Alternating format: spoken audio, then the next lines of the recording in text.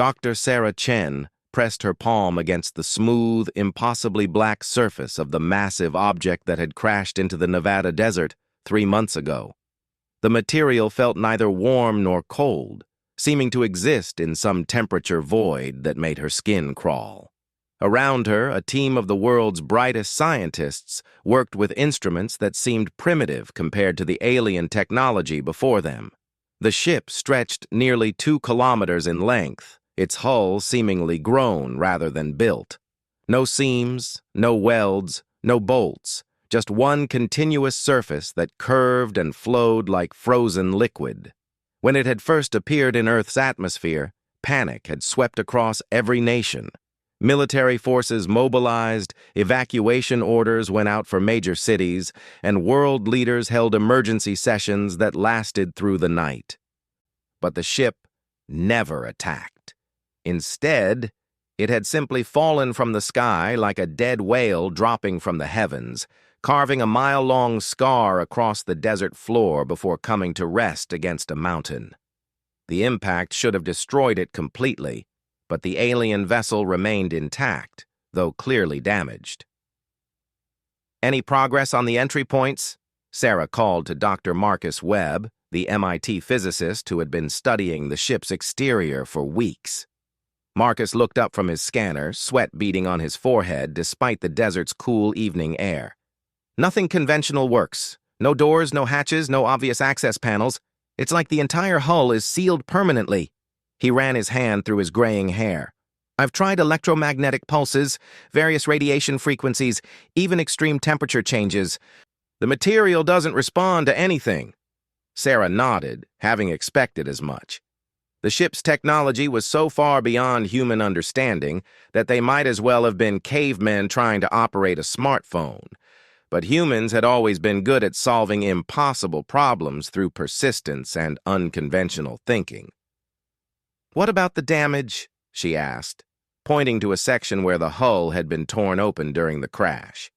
The gash was roughly the size of a subway tunnel, jagged edges revealing glimpses of the interior's impossible geometry. "That's our only way in," Marcus confirmed. "But Sarah, what we've seen inside—" He paused, choosing his words carefully. "It doesn't make sense. The corridors seem to fold in on themselves. Rooms that should be connected aren't. And there are chambers that appear larger on the inside than they should be based on the exterior dimensions." Sarah had heard the reports, but she needed to see for herself. As the project's lead xenoarchaeologist, she had been tasked with understanding not just the ship's technology, but the beings who created it.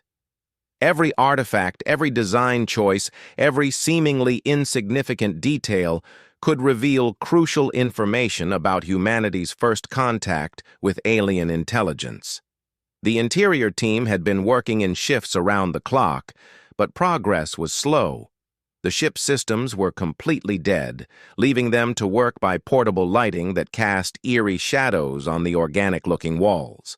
The corridors were sized for beings roughly human height, but wider, suggesting the aliens had a different body structure.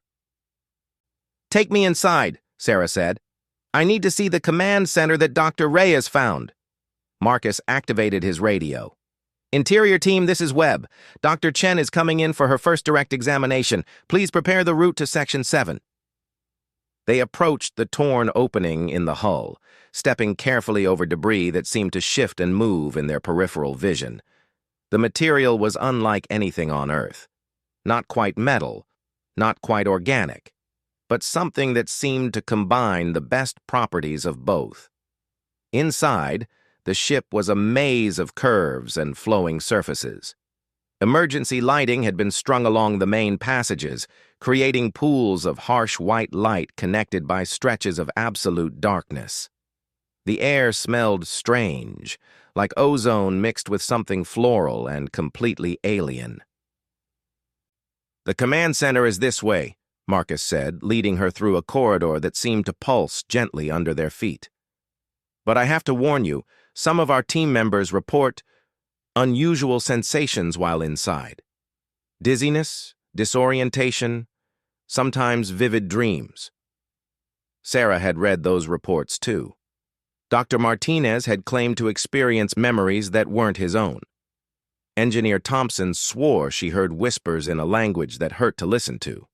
The psychological evaluation team had recommended limiting exposure time, but Sarah knew that real understanding would require taking risks. They reached the command center after 20 minutes of careful navigation.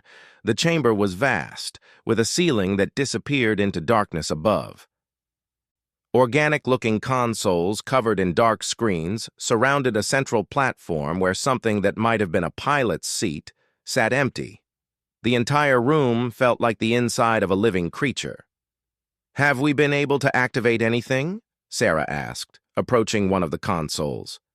Dr. Elena Reyes, the team's chief engineer, looked up from where she was carefully documenting the alien interface. "Nothing responds to touch, heat, electrical current, or magnetic fields. But look at this." She pointed to subtle patterns in the console's surface. "These aren't decorative. They're some kind of circuit pathways, but they follow principles we don't understand.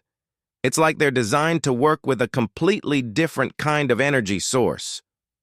Sarah studied the patterns, noting how they seemed to spiral and connect in ways that reminded her of neural networks or leaf venation. "What about the pilot's seat? Any biological remains?" "That's the strangest part," Elena said. "No bones, no organic residue, nothing. But the seat is designed for a specific body type. Long limbs, wider torso, and look at this." She pointed to the headrest area. Based on the shape, their heads were larger than ours, probably housing more brain tissue. Sarah climbed onto the platform and examined the seat more closely. As she touched the surface, she felt a strange tingling sensation, as if the material was trying to respond to her presence. For just a moment, she could have sworn she saw lights flicker deep within the console displays. "Did you see that?" she asked, but the others were looking at their instruments. "See what?" Marcus replied. Before Sarah could answer, Dr. Reyes's scanner began beeping rapidly. "I'm reading an energy signature," Elena said, her voice tight with excitement. "Very faint, but it's definitely there. It started when Dr. Chen touched the seat." Sarah pressed both hands flat against the seat's surface, concentrating on the tingling sensation. This time, several of the team members saw the brief flicker of light that passed through the consoles like a slow wave. "It's responding to bioelectric fields," Sarah realized. "The ship isn't completely dead. Some systems are still active, but they need a biological interface to function." Over the following days, the discovery transformed their understanding of the alien technology. The ship wasn't just a machine. It was designed to bond with its operators on a biological level. The aliens who built it had created technology that required living minds to function, a symbiosis between organic intelligence and artificial systems. But as the team worked to understand this biological interface, they began to uncover disturbing evidence about the ship's original mission. Deep in the vessel's data storage systems, they found star charts marking inhabited worlds, tactical assessments of planetary defenses, and what appeared to be invasion plans for dozens of civilizations. The ship was a scout vessel for a massive alien fleet. Earth wasn't their first target. It was simply next on a list of worlds to be conquered and stripped of resources. The aliens had cataloged humanity's military capabilities, population centers, and natural resources with clinical precision. But something had gone wrong. The ship's crew had died or disappeared, leaving their vessel to drift powerless in space until Earth's gravity eventually pulled it down. The aliens who sent it were probably still out there, waiting for a report that would never come. Sarah stood in the command center during her final examination of that first week, her hands resting on the pilot's seat as she felt the ship's systems humming faintly in response to her touch. Around her, the other scientists continued their work, but her mind was racing with the implications of what they had discovered. Humanity had been marked for destruction by beings with technology centuries ahead of their own. the ship's databases contained enough information to build weapons that could sterilize entire planets. But those same databases also contained the key to understanding and potentially replicating alien technology. The question that haunted Sarah as she looked around the command center was simple. What would humanity choose to do with this knowledge? They could try to hide, hoping the alien fleet would never come. They could attempt to negotiate, though the ship's records suggested these aliens had never shown mercy to any species they encountered. Or they could do what humans had always done when faced with an impossible challenge. They could fight back. As Sarah left the ship that evening, she noticed that her hands still tingled slightly from contact with the alien systems. The sensation was becoming familiar, almost comforting. She was beginning to understand that the ship's biological interface worked both ways. While humans could activate alien systems, the alien technology was also changing them in subtle ways. The transformation had already begun, though none of them realized it yet. In their eagerness to understand the alien technology, the human scientists were becoming something new, something that could bridge the gap between human ingenuity and alien capabilities.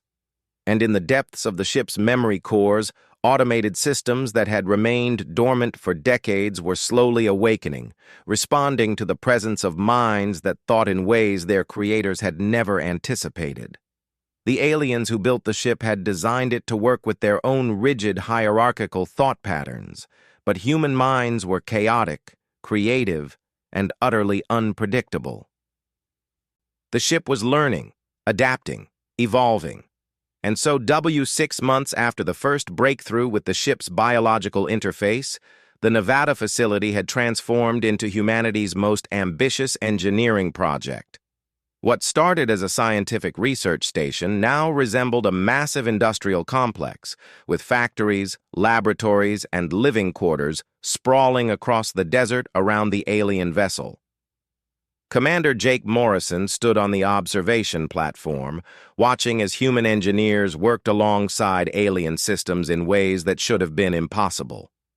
The ship had become a hybrid creature, part alien technology and part human innovation, and it was beautiful in its strangeness.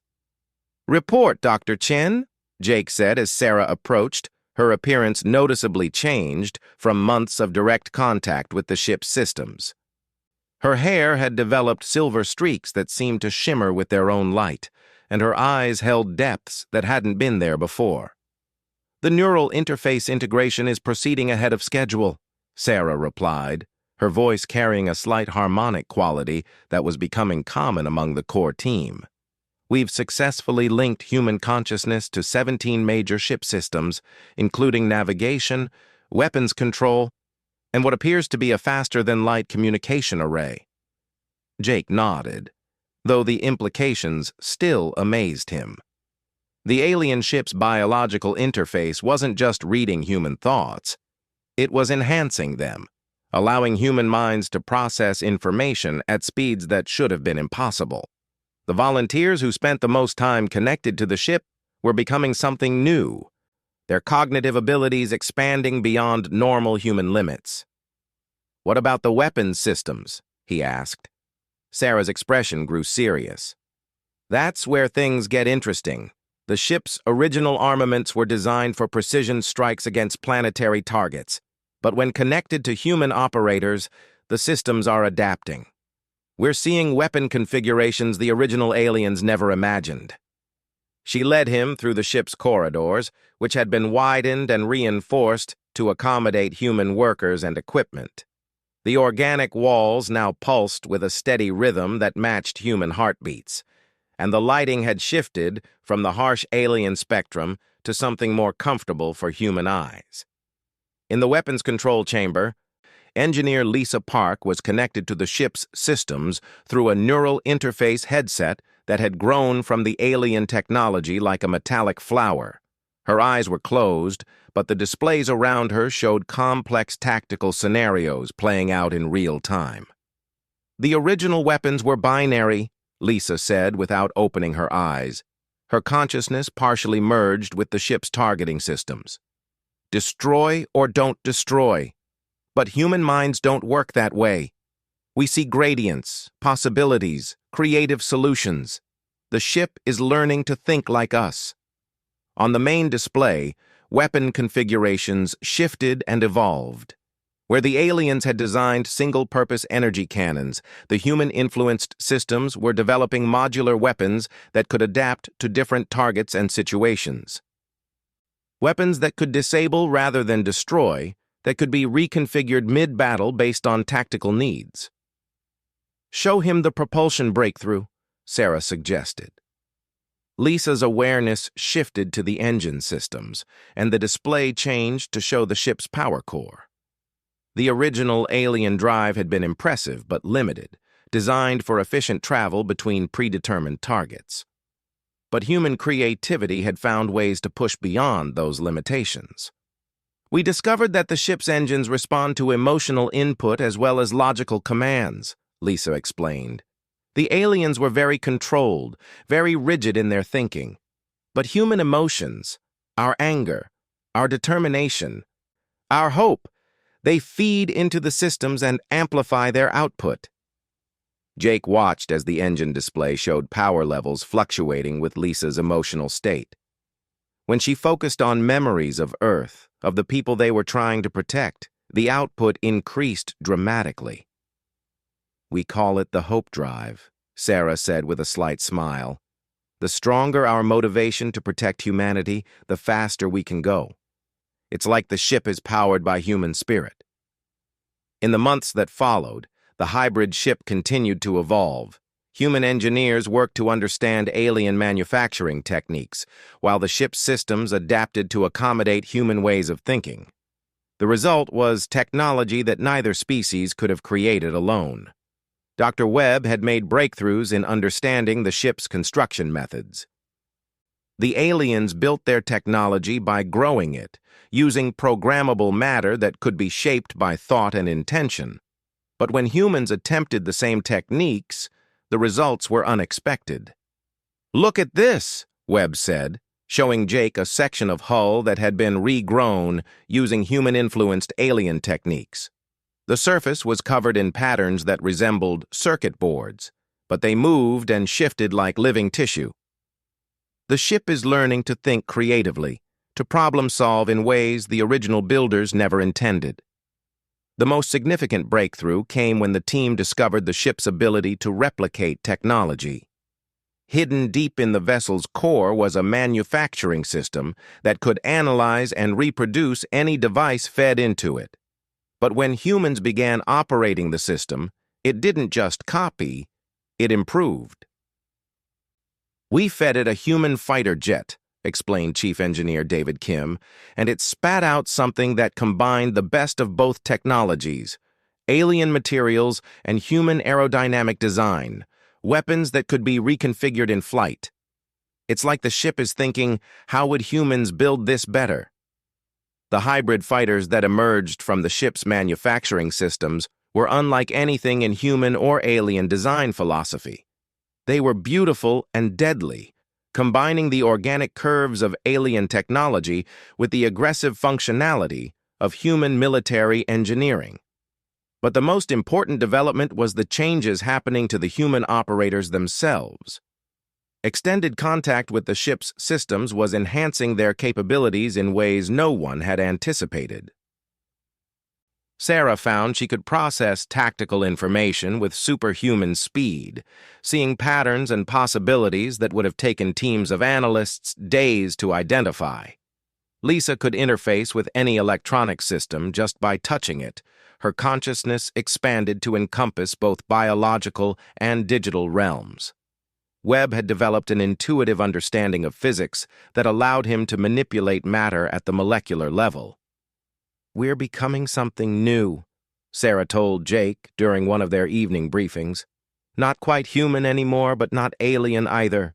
We're a bridge between two kinds of intelligence." Jake understood the implications. The ship wasn't just a weapon they could use against the aliens. It was changing humanity itself, preparing them for a conflict that would require capabilities neither species possessed alone. The real test came when they attempted to power up the ship's faster-than-light engines for the first time. The alien systems required a level of coordination between biological and mechanical systems that should have been impossible for humans to achieve. But as the enhanced human operators linked their consciousness together through the ship's neural network, something remarkable happened. Their individual minds merged into something greater, a collective intelligence that maintained human creativity and individuality while achieving the coordination the alien systems required. The ship lifted off from Earth on a pillar of controlled energy that made every human spacecraft look primitive by comparison. But this wasn't alien technology anymore. It was something new. Something that combined alien capabilities with human innovation and determination. As they broke through Earth's atmosphere and headed for the outer system, Jake stood on the bridge watching his crew work in perfect harmony with systems that had once been their enemies. The ship responded to their emotions, their hopes, their fierce determination to protect their home world. "How long until the alien fleet arrives?" he asked. Sarah, her consciousness now permanently linked to the ship's long-range sensors, considered the question.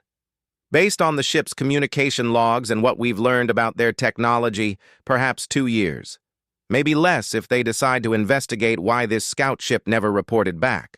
2 years to prepare for a war against beings with technology that had seemed impossibly advanced just months ago."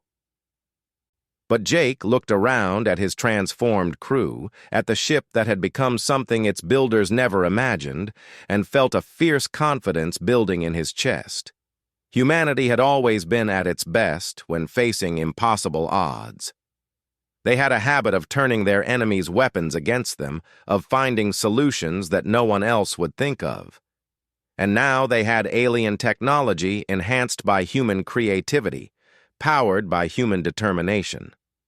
The ship's systems hummed in response to the crew's growing confidence, power levels rising as their collective determination fed into the engines.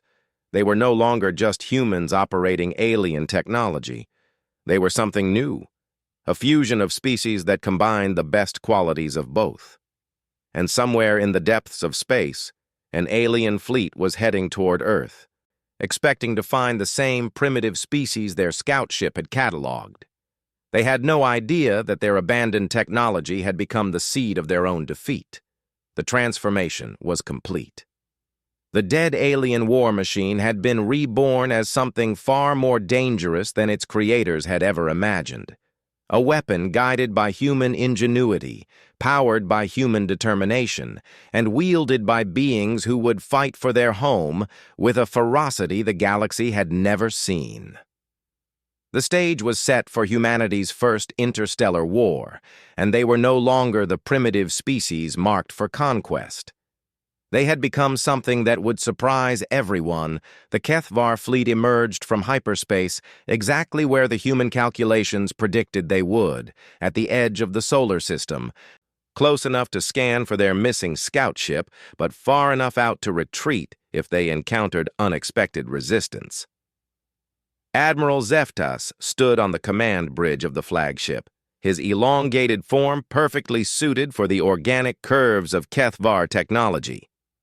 "Begin planetary scans," he commanded, his mental patterns flowing through the ship's biological interfaces.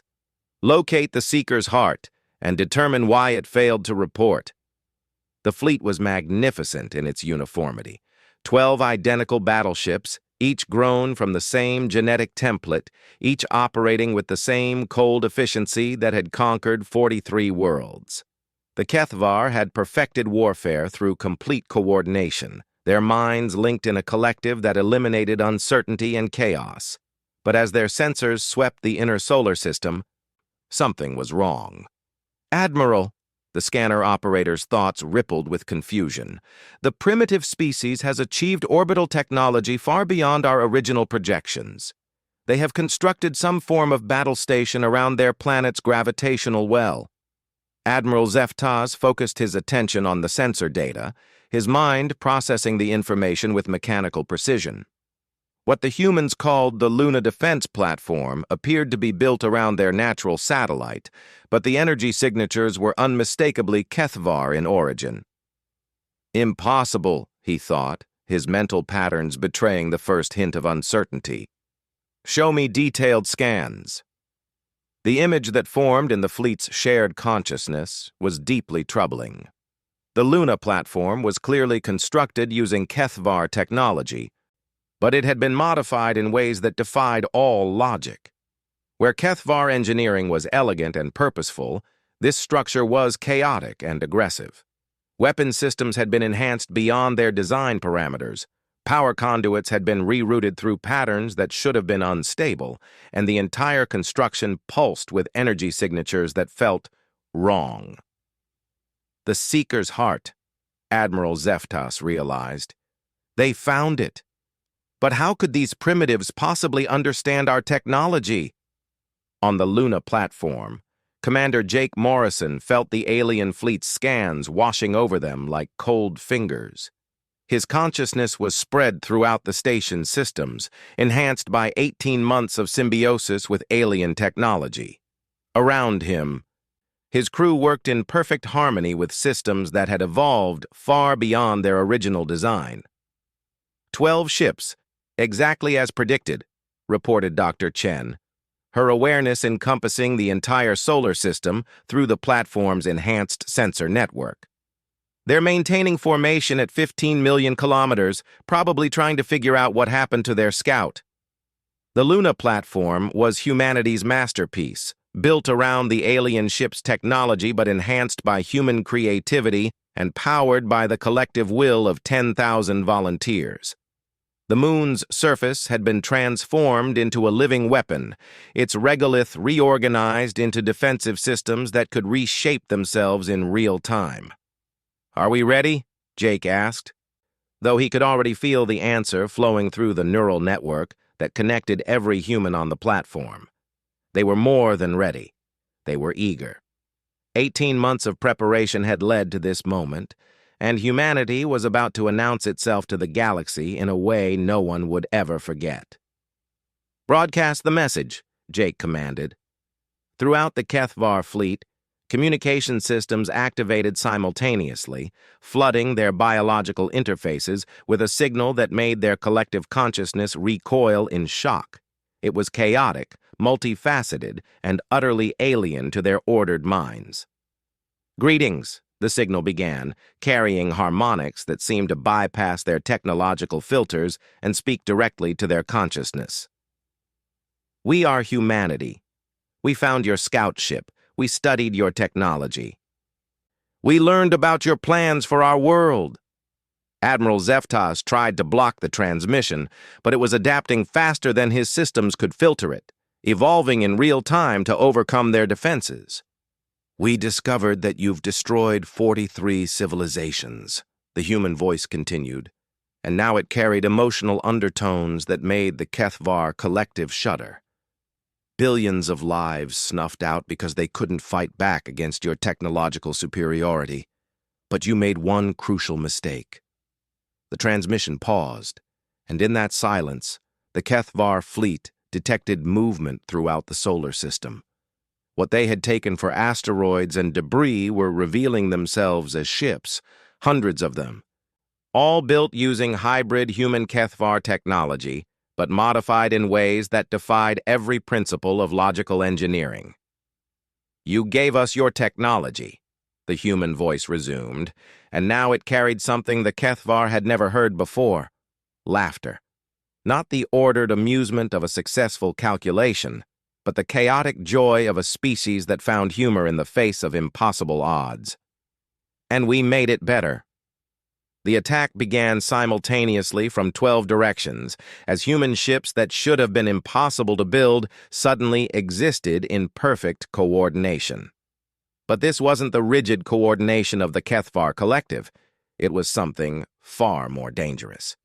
Human creativity unified by shared purpose, individual innovation working in harmony toward a common goal. Admiral Zeftas watched in horrified fascination as the human vessels moved with patterns his tactical systems couldn't predict, Where his ships followed optimal attack vectors calculated through precise algorithms, the human ships moved like dancers, weaving between his formations with an artistry that turned warfare into performance. How are they coordinating? His tactical officer's thoughts rippled with panic. Their communication patterns are complete chaos, but their movements are perfectly synchronized.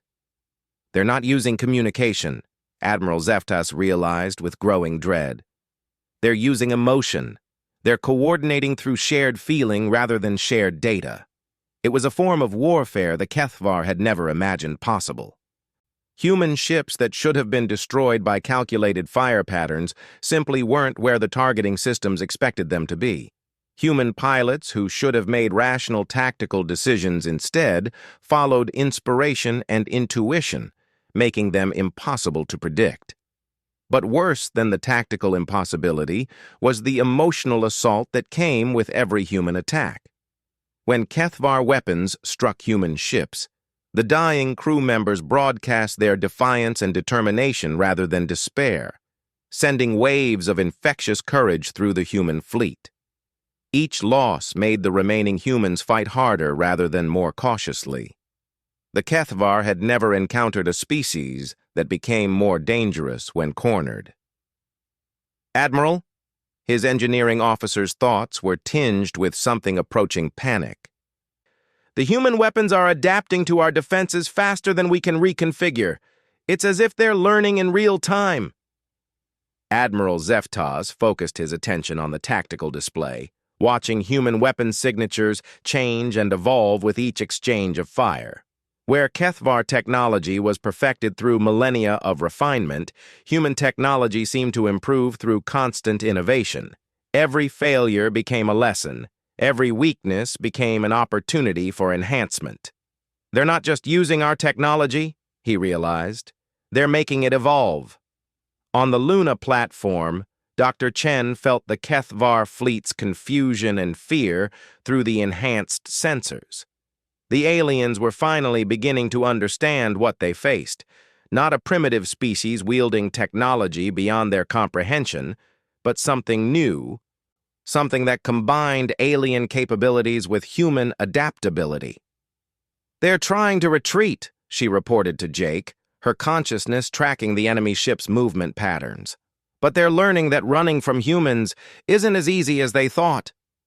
Human ships that had been pretending to be destroyed suddenly reactivated, rising from the debris of seemingly hopeless battles to strike at the retreating enemy.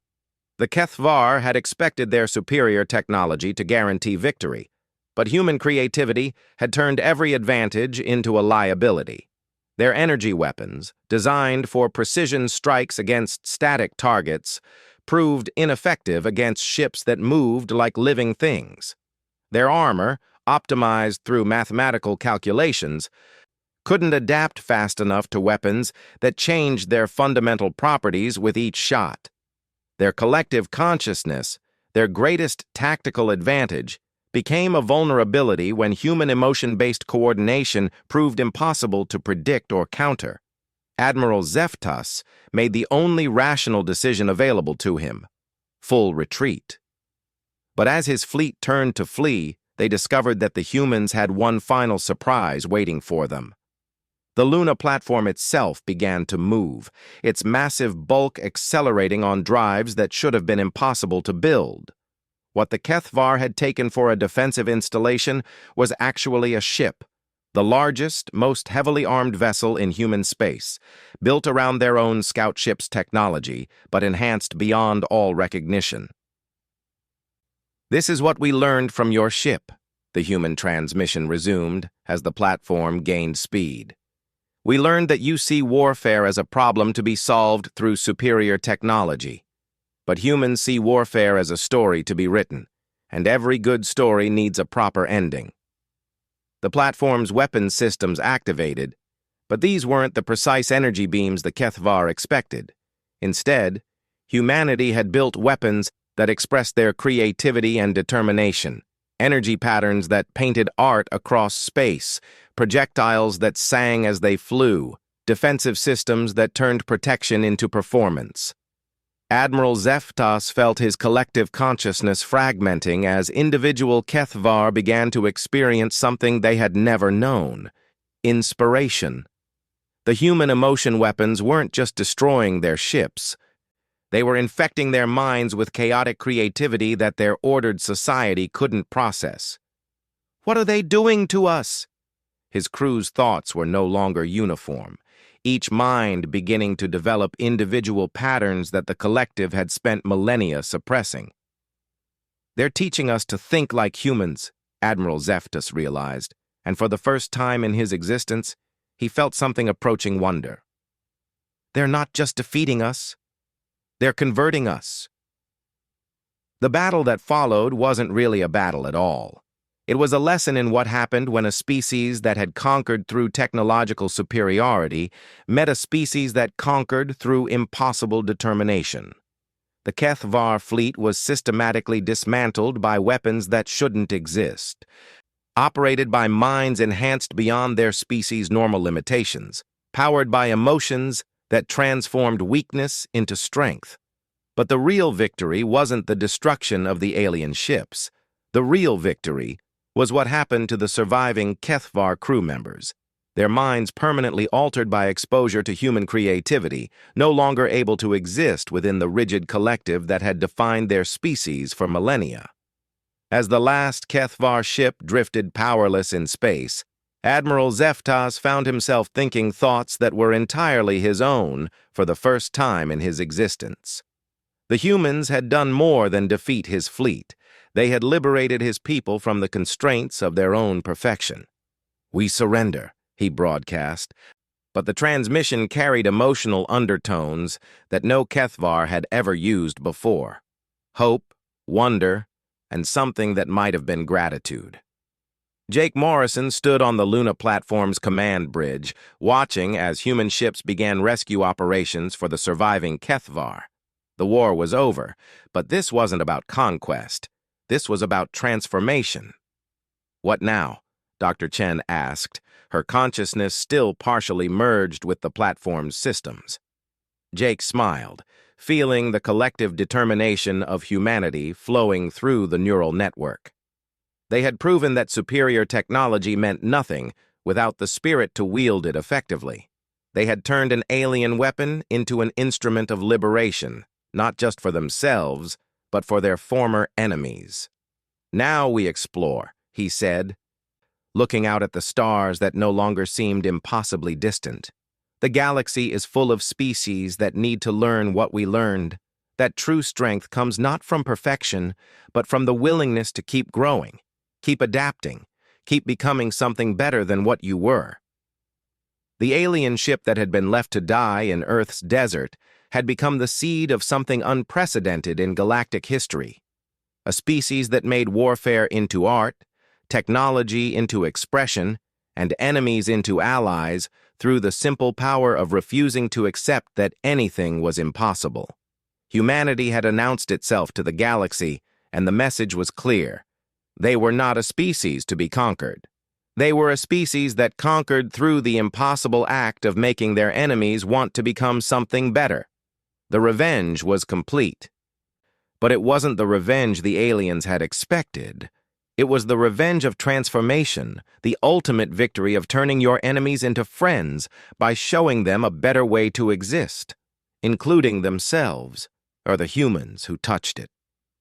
The stage was being set for something the galaxy had never seen before: a dead alien war machine reborn through human determination, ready to become the instrument of its creator's defeat.